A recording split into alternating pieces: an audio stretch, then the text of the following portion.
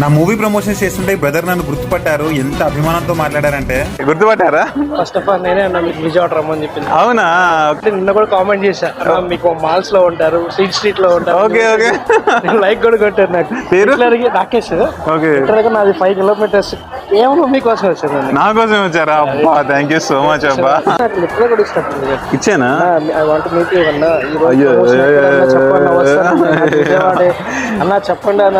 అరే నేను నాకు 100 మెసేజ్లు వస్తాయి అబ్బా డైలీ, అందుకే నేను ఇవ్వలేను. ఏమి రాలేదన్నారు కదా ప్రమోషన్స్ కూడా. లేదు రోజు వచ్చాయి కానీ ఈట్ స్ట్రీట్ లో రాలేదు. ఈట్ స్ట్రీట్ లో ఏంటంటే చీకటి కదా, సో అందరూ తినడం.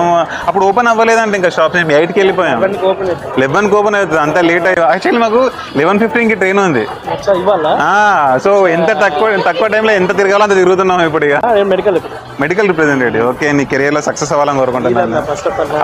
అవుతాను. Thank you so much.